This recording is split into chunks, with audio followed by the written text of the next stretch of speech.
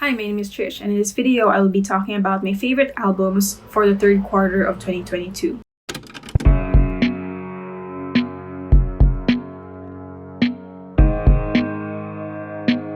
Pre-Pleasure is the road trip album to listen to this year. It's easy alternative rock, soothing to the soul, and gentle on the mind. This album was co-produced with Marcus Paquin, a frequent producer for such acts as Arcade Fire, and as an avid fan of Arcade Fire back in college, being the good alternative music girl that I was, it's easy to pick up on some elements in Julia's songs that sort of follow that alternative zeitgeist. Pre-Pleasure is a very thoughtful and empathetic album. In it, Julia Jacqueline talks about herself, relationships, and just being of the world while living in it. But there's really no clear conclusion to her thoughts. She sings just for the sake of talking. There's no big eureka moment. And in its own way, it's therapeutic to just be able to talk.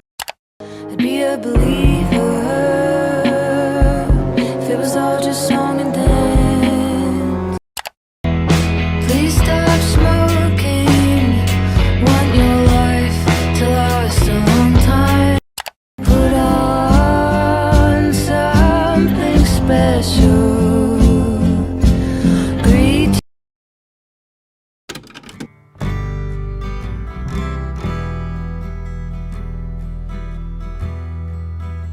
This album is the stuff of dreams. If I could choose an album to score my dreams, this would be it. A collection of ethereal soft rock and chamber pop, Natalie Merring breezes through song after otherworldly song in a way that lulled me into a state of numbness, but in a good way. I was just getting lost in her music, and it wasn't hard to do with her soothing voice accompanied by orchestral compositions and the melodramatic rise and falls that gave justice to her thoughts and emotions. It's almost theatrical, the way her songs run, averaging of 5 minutes per song and unrelenting in its wistfulness. It's just a very beautiful album.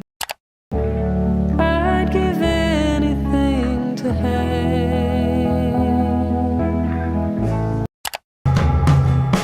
I feel kidnapped this time.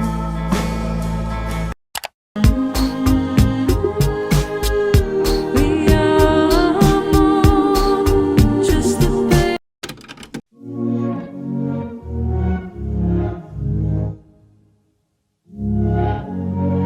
Hold On Baby is perhaps Michaela Strauss's case study on indie pop and rock music. It's definitely more experimental than their previous album, but what they managed to accomplish here is bridging these different genres with a sound that is so clearly them. It's both defining, but also a show of versatility as King Princess goes through each song with different deliveries and control of their voices. They're practically sneering in one song and whispering sentimentally in the next. It's a kind of delivery that brings justice to the emotions that each song hopes to portray. And because of that, the album felt all at once weighty, exhilarating, and unexpected. So I guess it's over, 'cause I'm hardly sober anymore. Do you feel like you should? Coming home, you hate it, but loving me takes patience. So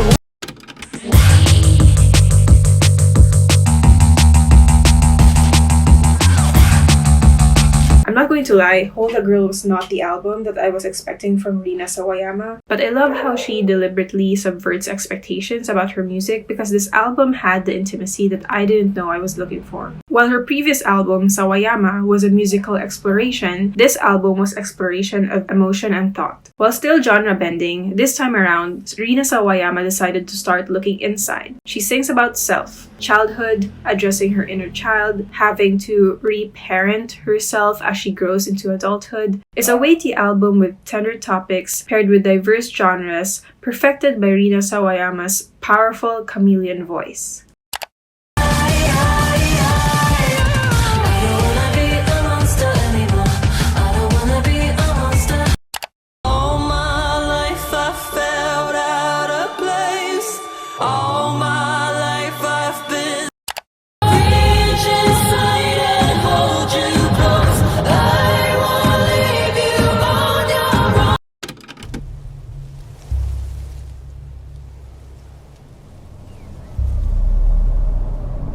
Seulgi's voice is definitely the star in this album, subjected to diverse genres and sounds and used to its full potential. The songs are an interesting choice, as they allow Seulgi's voice to be showcased in all its facets. Her versatility in 28 Reasons, her groundedness and power in Dead Man Running, her charisma in the electronic-heavy Los Angeles. I was also delighted by the fact that the album kept to a very specific mood, a sort of dark shade, despite the diversity of its songs. It made everything feel cohesive. It's a very strong solo album that leaves no question about Seulgi's vocal capabilities. 자꾸만 괴롭히고 싶은 걸 28 reasons 몰라도 아마도 넌 nothing into me 인정하기 싫어 솔직히 I'm gonna every night lost in Los Angeles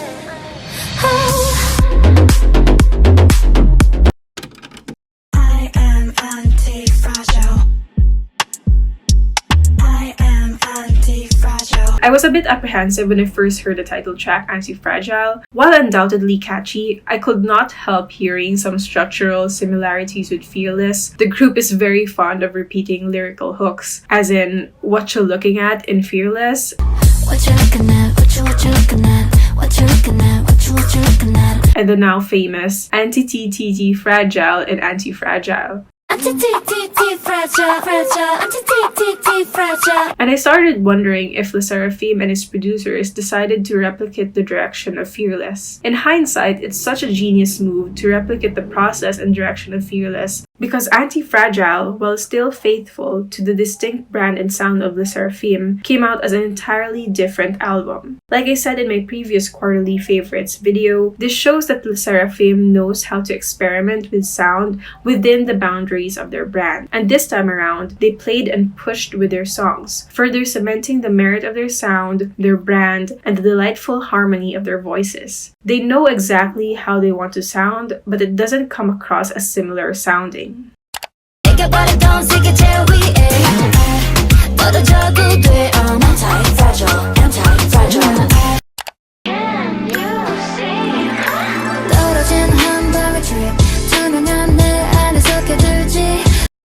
I just wanna love myself 난 좋을 때도 나쁠 때도 love my weakness I always dream to the sound of a drum. Troubled Paradise is my personal album of choice this year to represent my cunty but still needy side. Hyperpop was a genre I flirted with for years, but goddamn, this album is what made me finally fall in love with it. The album is unrelentingly and unapologetically campy, loud, ridiculous, and vibrant. If neon had a sound, this album will be it. Pitchfork's review of the album called Slater unfiltered, unpolished, and proudly performatively trashy. And maybe it's because of this that made the album endearing to me. When Slater sings about blowjobs, it doesn't sound like she's singing it to be crude, or because she's leaning into a persona. It sounds like she's saying it just because. The album isn't trying to be anything deep or profound. It basks in its shallowness, the surface level thought of it all. The album is just here to have fun.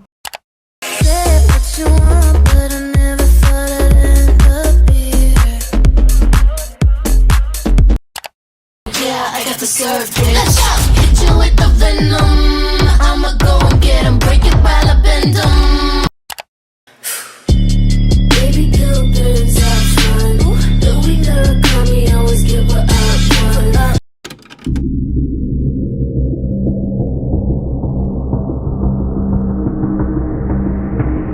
Girl group debut albums have a chokehold on me this year. This album is absolutely delectable, with groovy, catchy melodies that highlight the group's strong voices. Much like Seulgi's 28 Reasons, this album has a song in every sound, but the overall vision is laser-focused and drenched in pink. It's fun, it's addicting, and to be honest, it's a bit overwhelming with how rich it is. No part of any song is lacking. The production of the songs and the utilization of the group's individual and distinct voices shows a clear purpose. It shows that this group knows what it wants to do. 50/50 set out to accomplish a sort of versatility, and they did it. If you're a fan of Doja Cat, give this album a listen. Looking at you, liking how you're watching me. I knew that things to up and keep it. Love the feeling, sweet love.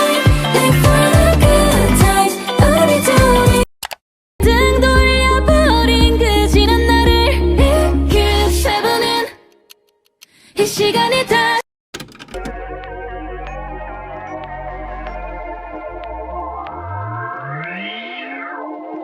This album is a delightful collection of synth, dream, and alt pop. It has a very colorful musical palette, its songs a constellation of different genres that fit Blaster's voice so well. The influence of Radiohead and David Bowie are apparent in this album, but Blaster does an amazing job in really distinguishing himself apart from his musical inspirations. I am a big fan of dramatically produced songs. I'm not much into the bare bones acoustic kind of production, and my Cosmic Island disc is a case study of what I crave for in music. It's fun, experimental, and self-defining. It's bold but not overwhelming. It knows how to just be the right amount of loud and soft. Disco Forever is a perfect example and a personal favorite. I think it's a great balance of sounding alive but slow at the same time. This album is just so enjoyable to listen to.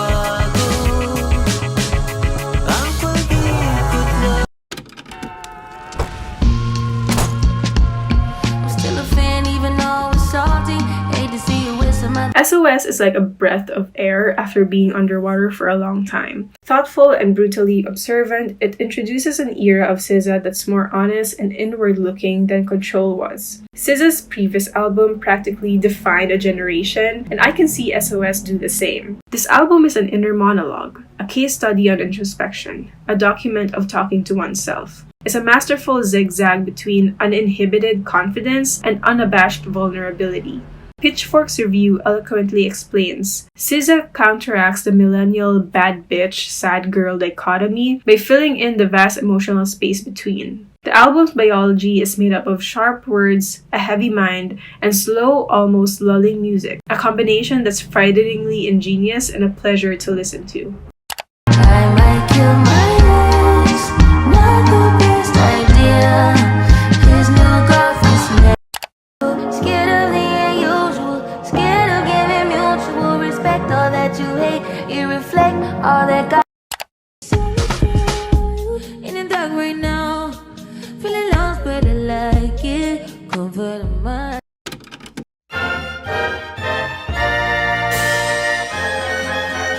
Yeah, 1, 2, 3. The much anticipated surprise, I did not expect Red Velvet to come out with another album after the perfection that was Feel My Rhythm. 2022 was definitely the group's year because Birthday was another undeniable success that showcased the best of what Red Velvet can do. A stark contrast to their previous album with a grittier, darker direction, Birthday boasts the luscious R&B and pop sounds that made Red Velvet's Velvet songs famous. It featured the group's voices in a heatier, more grounded quality, complemented by a production that highlighted the strengths of their harmony. It's an album that doesn't let up from the first to the last song. I will forgive Red Velvet if they decided to just not put out anything new for a year because this album, along with Feel My Rhythm, are a timeless brilliance.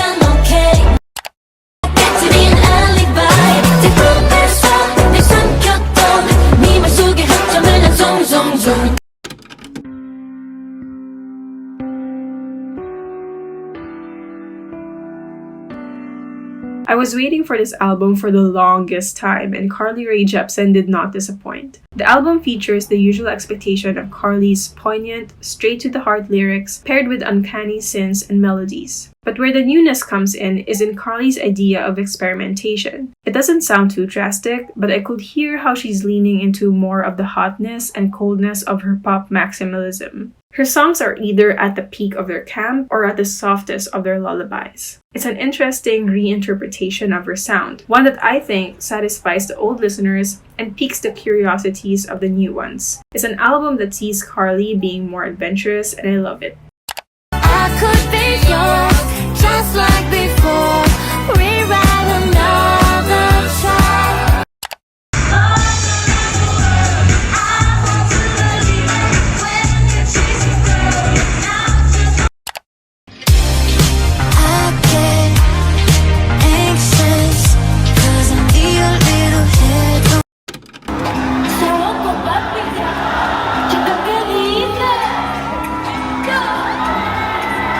I could describe Motomami with one word, it would be range. In this phenomenal tour de force, Rosalia creates masterpiece after masterpiece of songs that successfully bridge classical Latinx sounds and Afro Latinx genres with contemporary attitudes. Motomami is experimental, musically diverse in a way that's all over the place, but that's part of its charm. The diversity of the album is not only highlighted in the production of its songs, but in Rosalia's voice as well. The last time I was this impressed with how much one person can do with their voice was with Rina Sawayama's album, Sawayama. It's ridiculous how well Rosalia can control her voice and let it out to fully embody the emotional drive of her songs. It's stunningly powerful.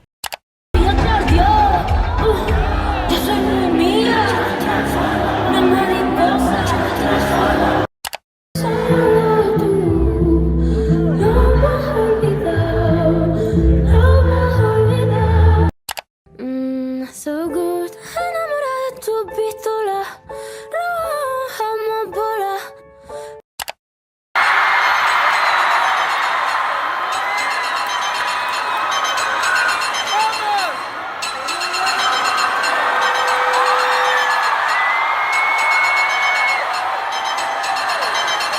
Ya no soy única, se te digo chico, pero tengo todo lo que tiene delito. Tengo por la lengua, saco nada delito. El mundo es otro, no me nada delito. Ya no soy única, se te digo chico, pero tengo todo lo que tiene delito.